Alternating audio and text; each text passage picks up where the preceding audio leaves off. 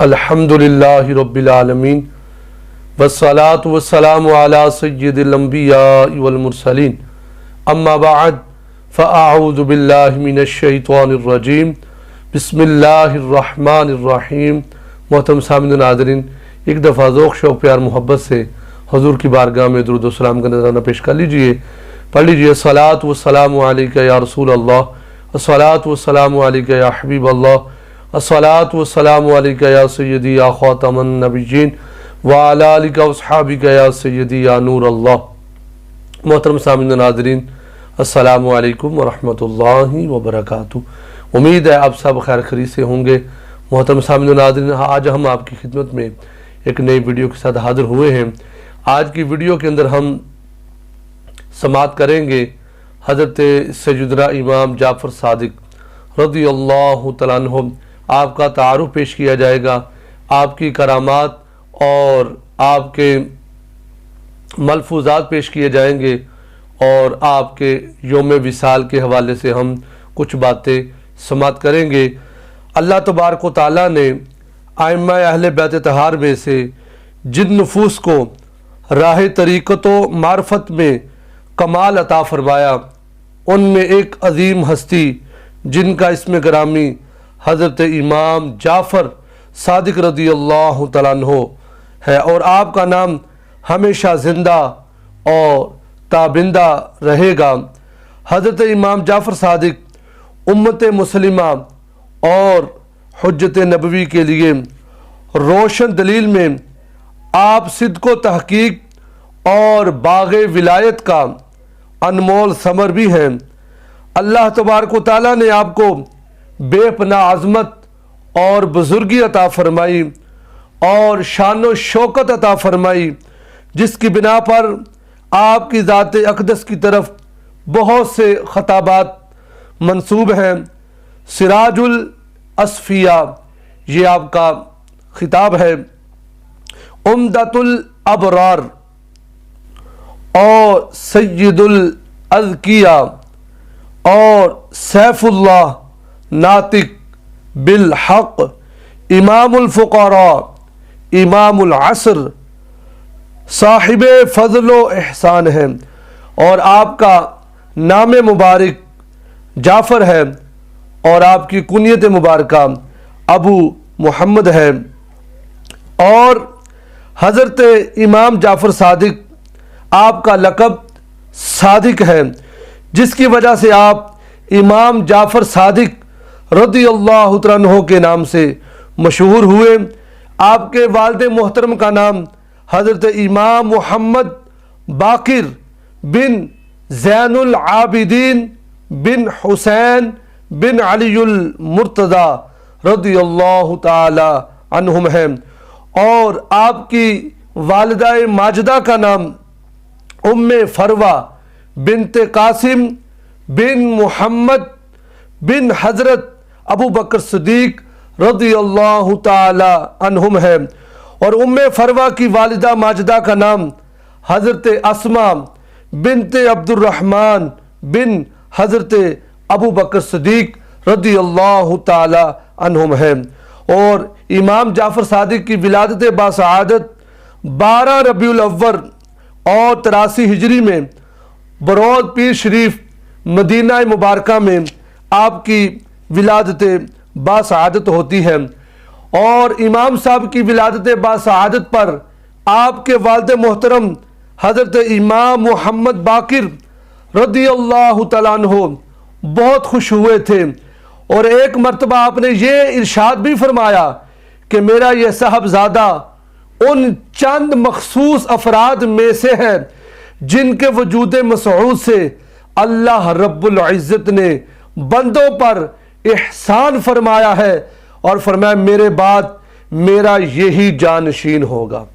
سبحان اللہ، یعنی یہ آپ کی شان مبارک ہے، اور آپ کو خرقہ ولایت کی نسبت دونوں طرف سے ہے، یعنی آپ کو دو طرف سے خرقہ ولایت عطا ہوتا ہے۔ ایک اپنے والد ماجد حضرت امام محمد باقر رضی اللہ تعالیٰ عنہ کے واسطہ سے حضرت مولا کائنات حضرت مولا علی شیر خدا رضی اللہ تعالیٰ عنہ سے، اور دوسرا خرقہ ولایت اپنی والدہ ماجدہ کے والد محترم یعنی اپنے نانا جان حضرت قاسم بن محمد بن حضرت ابو بکر صدیق رضی اللہ تعالی عنہ کے واسطہ سے، ان کو حضرت سلمان فارسی رضی اللہ تعالی عنہ سے، اور ان کو حضرت ابو بکر صدیق رضی اللہ تعالی عنہ سے۔ تو محترم سامعین و ناظرین، آئیے اب ہم سماعت کرتے ہیں کہ آپ اللہ رب العزت کی یاد میں کس قدر گم رہتے تھے، اور اللہ پاک کا ذکر آپ کی کتنی اچھی عادت تھی، اور قرآن کی تلاوت، نمازوں کی پابندی اور تہجد گزار تھے، اور جو اللہ کا ہو جاتا ہے پھر کائنات کی ہر چیز اس کی ہو جاتی ہے۔ اور ایک دفعہ کا یہ عجیب واقعہ، یہ حضرت امام جعفر صادق رضی اللہ تعالیٰ عنہ کی کرامت ہے کہ ایک دفعہ آپ کیا فرماتے ہیں، اللہ اکبر اللہ اکبر، آپ کو اللہ رب العزت نے کتنی شان اور کتنا علم اور کتنا مقام و مرتبہ اور کتنا پروٹوکول اللہ پاک نے آپ کو عطا فرمایا کہ آپ جب گفتگو فرماتے تو کمال کی باتیں، حکمت بھری باتیں آپ ارشاد فرماتے۔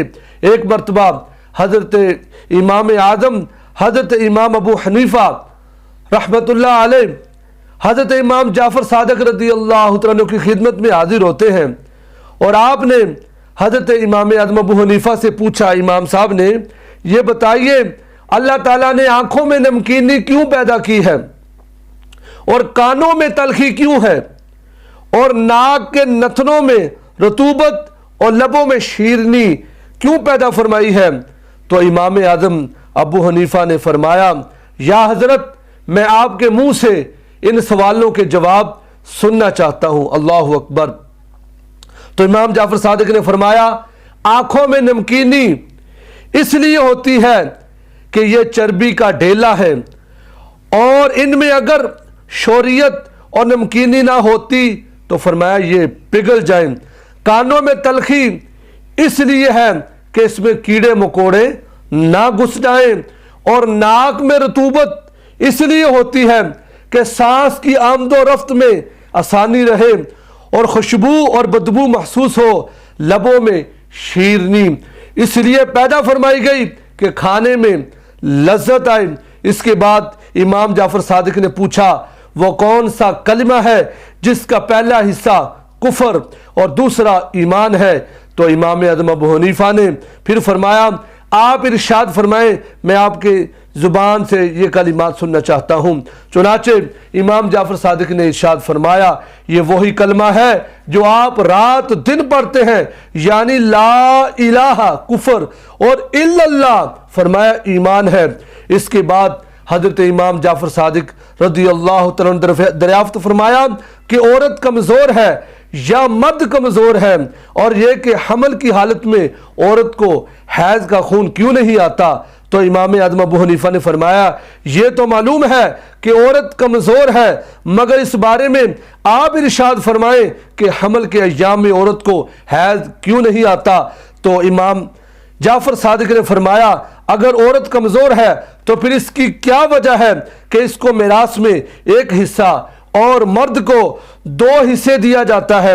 تو پھر ارشاد فرمایا، اس کی وجہ یہ ہے کہ عورت کا نفقہ مرد پر ہے، اور روزی کا حصول اس کے ذمے ہے، اس لیے 2 حصے دیا گیا ہے، اور عورت کو حمل کے دنوں میں اس لیے حیض کا خون نہیں آتا کہ وہ بچے کے پیٹ میں داخل ہو کر غذا بن جاتا ہے۔ محترم سامعین و ناظرین، یہ آپ کا علمی مقام تھا۔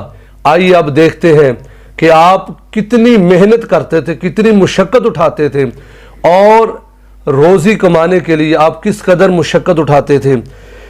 امام جعفر صادق رضی اللہ تعالیٰ عنہ تجارت فرمایا کرتے تھے، حصول معاش کی غرض سے آپ محنت و مشقت کرنا آپ عار محسوس نہیں کرتے تھے، بلکہ خود محنت کرتے تھے۔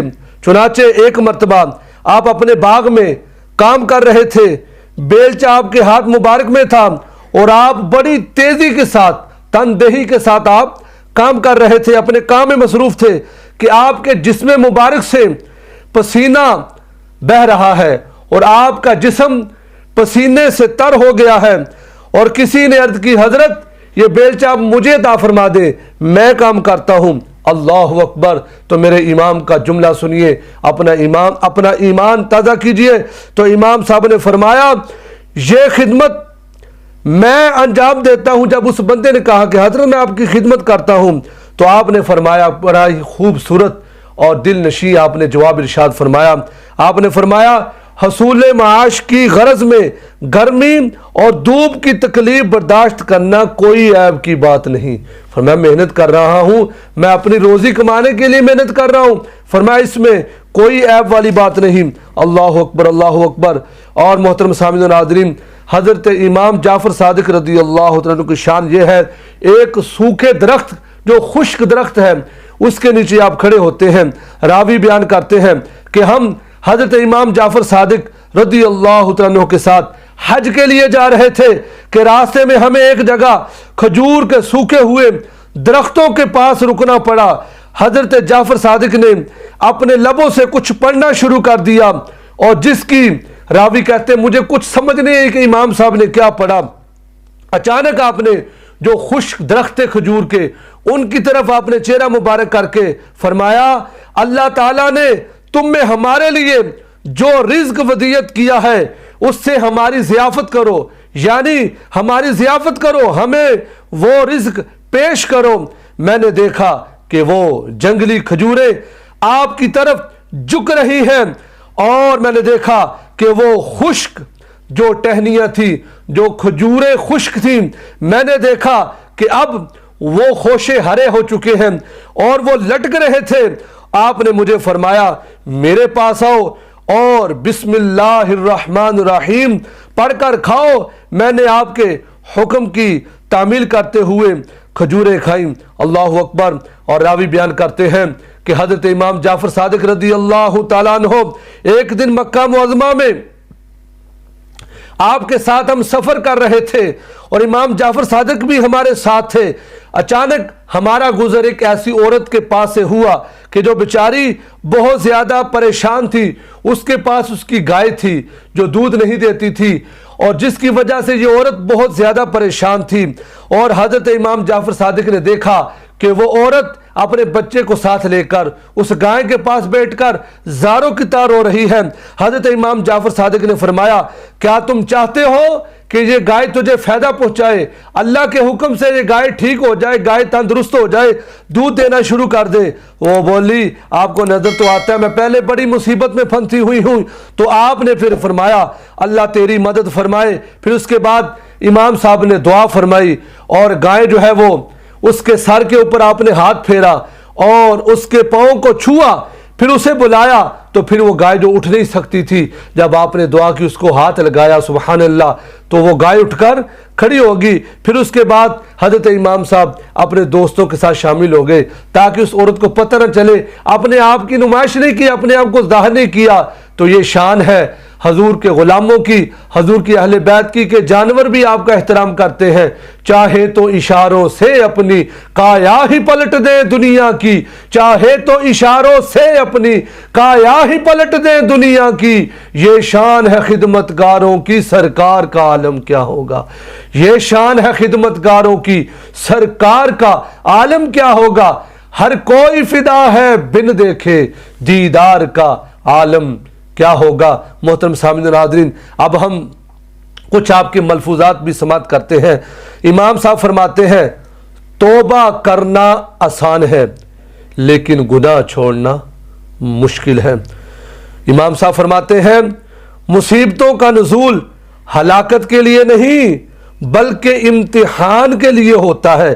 فرمایا کوئی بھی مصیبت آن پڑے، فرمایا تم نے پریشان نہیں ہونا بلکہ صبر و استقامت کے ساتھ اس مصیبت کو آپ نے مصیبت کے اندر کوئی بھی بڑی سے بڑی مصیبت آ جائے آپ نے صبر کا مظاہرہ کرنا ہے۔ اللہ اکبر، اللہ اکبر۔ امام صاحب فرماتے ہیں جو اللہ تعالیٰ سے محبت رکھتا ہے اس کو لوگوں سے وحشت ہوتی ہے۔ فرمایا نفس اللہ کا مخالف ہے اور نفس کی مخالفت اللہ تعالیٰ کی دوستی ہے۔ فرمایا جو اپنی لغزش کو نظر انداز کرے گا وہ دوسروں کی لغزش کو بھی نگاہ میں نہ لائے گا۔ فرمایا بخشش سے روکنا اللہ سے بدظنی ہے، اور فرمایا لڑکی نیکی ہے اور لڑکا نعمت ہے، اللہ تعالی ہر نیکی پر ثواب دیتا ہے اور ہر نعمت پر سوال ہے۔ آپ نے فرمایا حق بات کہنی چاہیے، چاہے وہ اپنے لیے مفید ہو یا نقصان دہ ہو، اور آپ نے فرمایا اپنے کاموں میں ان لوگوں سے مشورہ لو جو اللہ تبارک و تعالیٰ کا خوف رکھتے ہیں۔ عزت حاصل کرنے کے لیے صبح کو بازار میں جاؤ، ضرور جایا کرو، فرمایا تجارت کیا کرو، فرمایا جیسی تم لوگوں سے دوستی چاہتے ہو تم بھی ان کے ساتھ ویسی ہی دوستی رکھو، تب تم مومن ہوگے۔ بروں سے دوستی نہ رکھ ورنہ تو بھی برے عمل کرنے لگ جائے گا۔ فرمایا مصیبت میں آرام کی تلاش مصیبت کو ترقی دیتی ہے، اللہ کی منع کردہ چیزوں سے رک جا تو عابد ہو جائے گا، اللہ کا پیارا ہو جائے گا، اللہ کی تقسیم پر راضی ہو جا تو مسلمان ہو جائے گا۔ سبحان اللہ۔ امام صاحب فرماتے ہیں شکایت کا ترک کرنا صبر ہے۔ فرمایا کوئی مصیبت آ جائے لوگوں سے نہ بتا، بلکہ وہ شکایت کو اپنے اندر ہی سنبھالے، صبر کا مظاہرہ کر۔ اور امام صاحب فرماتے ہیں گناہ ناسور ہے، اگر ترک نہ کرو تو برابر بڑھتا رہے گا۔ نیکی کا کمال یہ ہے کہ اسے کم سمجھو، اور فرمایا اس نیکی کو اگر کوئی کرتے ہو اسے چھپا کے رکھو، جب روزی تنگ ہو جائے تو فرمایا استغفر اللہ کثرت سے پڑھا کرو اور تم پر رزق کے دروازے کھل جائیں گے۔ اللہ اکبر۔ تو امام صاحب فرماتے ہیں اللہ اکبر، بڑی کمال کی بات امام صاحب نے ارشاد فرمائی، اللہ اکبر اللہ اکبر۔ حضرت امام جعفر صادق فرماتے ہیں مجھے میرے والد محترم نے 3 بہترین ادب کی باتیں سکھلائیں۔ ارشاد فرمایا میرے بیٹے جو بروں کی صحبت اختیار کرتا ہے سلامت نہیں رہتا، جو بری جگہ جاتا ہے وہ ٹھیک نہیں رہ سکتا، وہ بھی برا ہی ہو جائے گا، اور جو اپنی زبان کی حفاظت نہیں کرتا وہ پھر شرمندگی اٹھاتا ہے۔ محترم سامعین و ناظرین، آخر میں امام جعفر صادق رضی اللہ عنہ آپ کے وصال کے متعلق یہ بات ذہن نشین کر لیں کہ امام صاحب کا جو وصال ہے وہ 22 رجب نہیں ہے بلکہ وہ 15 رجب ہے۔ جس طرح 15 رجب ہے، آج 15ویں شب ہے، 15 رجب کی آج رات ہے، تو آپ کے وصال کے متعلق بات سماعت کیجئے۔ حضرت امام جعفر صادق نے اپنی زندگی کا زیادہ حصہ سبحان اللہ مدینہ منورہ میں گزارا، سبحان اللہ، راتیں بھی مدینے کی، باتیں بھی مدینے کی، اس جینے میں کیا جینا، کیا بات ہے جینے کی، راتیں بھی مدینے کی، باتیں بھی مدینے کی۔ آپ نے زیادہ زندگی کا حصہ مدینہ منورہ میں گزارا اور کچھ حصہ آپ نے بغداد شریف میں بھی گزارا، اور بلکہ زندگی کا کچھ حصہ وہاں بھی گزارا، لیکن وصال سے قبل آپ کا قیام مدینہ منورہ ہی میں تھا، اس لیے آپ کا وصال مدینہ منورہ میں ہی ہوا، اور آپ کی عمر مبارک 65 سال تھی، اور آپ کا سن وصال یعنی 15 رجب اور 148 ہجری ہے۔ اور حضرت امام جعفر صادق رضی اللہ عنہ کے وصال کے بعد آپ کی نماز جنازہ آپ کے بیٹے حضرت امام موسیٰ کاظم نے پڑھائی، جو کہ آپ کے بہت پیارے فرزند ہیں، اور آپ کے وصال کے بعد امام موسیٰ کاظم رحمۃ اللہ علیہ نے ہی امامت کے فرائض اور ذمہ داری سنبھالی۔ امام جعفر صادق کو جنت البقیع میں اس مقام پر دفن کیا گیا جہاں پر حضرت امام حسن ہیں، اللہ اکبر، جہاں پر امام زین العابدین ہیں، جہاں پر حضرت امام محمد باقر رضی اللہ عنہ کی قبریں ہیں۔ کہا جاتا ہے کہ مختلف ازواج سے آپ کے 7 لڑکے اور 3 لڑکیاں تھیں۔ تو محترم سامعین و ناظرین، آپ سب سے گزارش ہے کہ آخر میں آپ سب نے جب بھی ہماری ویڈیو کو دیکھنا ہے اول آخر درود پاک پڑھ کر امام صاحب کے صالح ثواب کے لیے ایک بار سورۃ فاتحہ پڑھنی ہے، 3 مرتبہ سورۃ اخلاص پڑھ کے امام صاحب کی روح کو اس کا ثواب پیش کرنا ہے، اور جو نیاز پکائی جاتی ہے خوب نیاز پکائیں، اس میں کوئی گناہ والی بات نہیں ہے، ختم دلائیں اہل بیت کے نام پر ختم۔ ہاں یہ جو بات غلط ہے کنڈے میں ہی ختم یہ بھی غلط ہے، اور رات میں ختم یہ بھی غلط ہے، گھر سے باہر نکلنا یہ بھی غلط ہے۔ ختم دن کو دلاؤ، شام کو دلاؤ، صبح کو دلاؤ، ختم ہوتا ہے۔ لیکن امام جعفر صادق کا وصال 15 رجب ہے، 22 رجب کو حضرت امیر معاویہ رضی اللہ تعالیٰ عنہ آپ کا یوم وصال ہے. 15 رجب کو امام جعفر صادق ہے، 15 رجب کو آپ کے نام پر نیاز دیں. اگر 22 کو بھی دیتے ہیں تو پھر حضرت امیر معاویہ کا بھی ساتھ نام شامل کر لیں، تو ان کے لیے دعا کریں. اس میں کوئی گناہ والی بات نہیں، بالکل جائز ہے. ایصال ثواب کی نیت سے آپ جس ٹائم مرضی کریں. جو بری خرافات ہیں، بری رسمیں، اسے بچ کر قرآن و سنت کے مطابق ایصال ثواب کا گھر گھر میں اہتمام کریں. انشاءاللہ پورا سال گھر میں برکت ہوگی جہاں میرے امام صاحب کی نیاز پکائی جائے گی. سبحان اللہ. تو خوب امام صاحب کے نام پر ایصال ثواب کیجئے. ملتے ہیں پھر ایک نئے ویڈیو کے ساتھ، تب تک اپنا بہت سارا خیال رکھیے گا. السلام علیکم ورحمۃ اللہ وبرکاتہ.